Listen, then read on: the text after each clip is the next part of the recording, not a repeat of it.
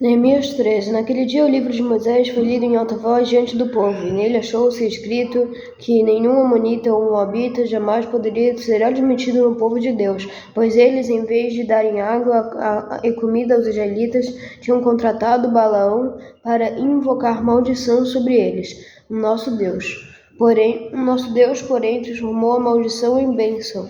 Quando o povo ouviu essa lei, excluiu de Israel todos os que eram de ascendência estrangeira. Antes disso, o sacerdote Eliasibe tinha sido encarregado dos depósitos do templo do nosso Deus.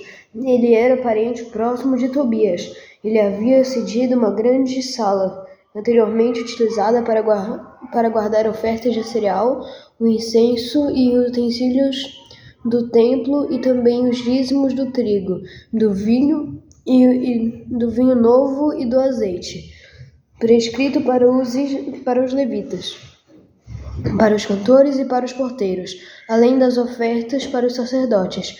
Mas enquanto tudo isso estava acontecendo, eu não estava em Jerusalém, pois no 32º ano do reinado de Artaxerxes, rei da Babilônia,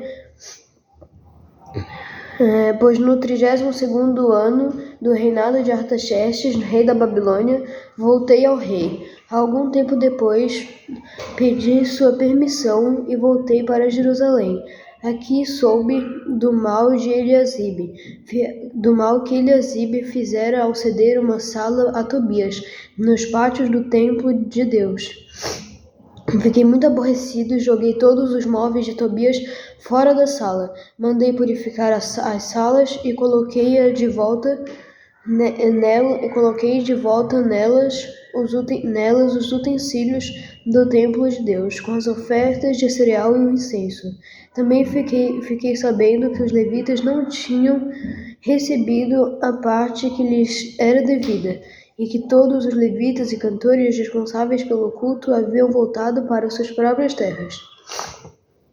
Por isso repreendi os oficiais e lhes perguntei: por que essa negligência com o templo de Deus? Então convoquei os levitas, os cantores e os coloquei em seus postos.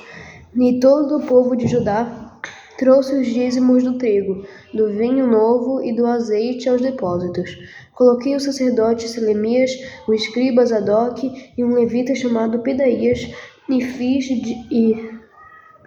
como encarregados dos depósitos, e fiz Janã, filho de Zacur, neto de Matanias, assistente deles, porque esses homens eram de confiança. Eles ficaram responsáveis pela distribuição de suprimentos aos seus colegas. Lembra-te de mim por isso, meu Deus, e não te esqueças do que fiz com tanta fidelidade pelo templo de meu Deus e pelo seu culto. Naqueles dias vi que em Judá alguns trabalhavam nos tanques de prensar uvas no sábado, e ajuntavam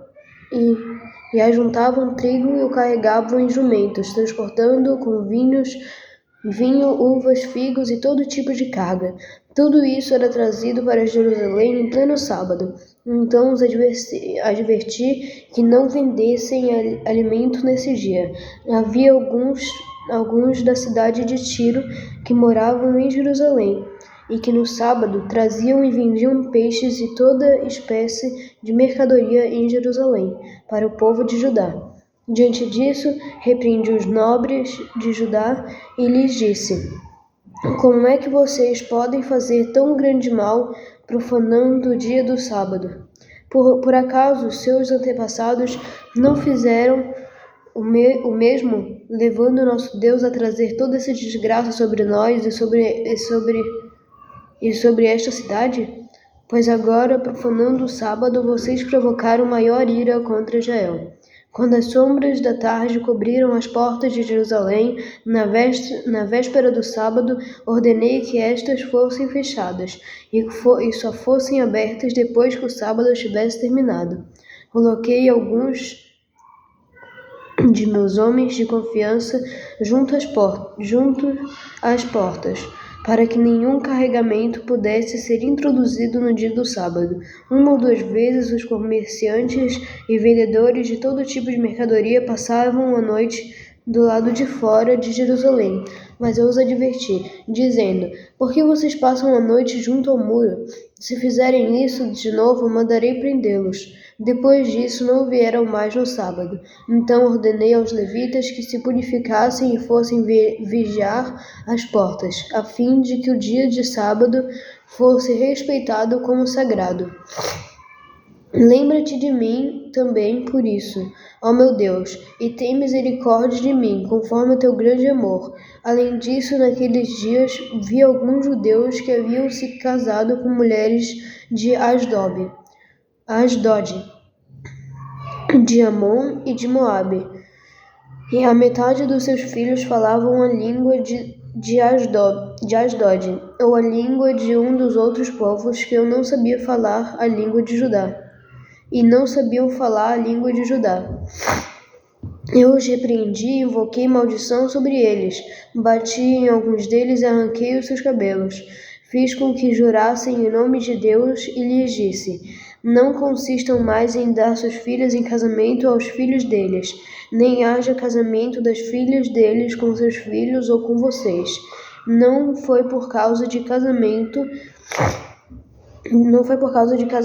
como esses que Salomão, rei de Israel, pecou? Entre muitas nações não havia rei algum com ele. Ele era amado por seu Deus e Deus o fez rei sobre todo Israel. Mas até mesmo ele foi induzido ao pecado por mulheres estrangeiras. Como podemos tolerar o que ouvimos? Como podem vocês cometer essa terrível maldade e serem infiéis ao nosso Deus, casando-se com mulheres estrangeiras? Um dos filhos de Joiada, filho do sumo sacerdote Eliasibe, era genro de Sambalate, o Horonita. Eu o expulsei para longe de mim. Não te esqueças deles, ó meu Deus, pois profanaram o ofício sacerdotal e a aliança do sacerdócio dos levitas.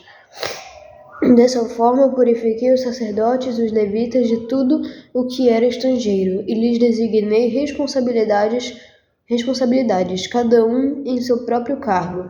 Também estabeleci regras para as provisões de lenha, determinando as datas certas para serem trazidas e para os primeiros frutos. Em tua bondade, lembra-te de mim, ó meu Deus.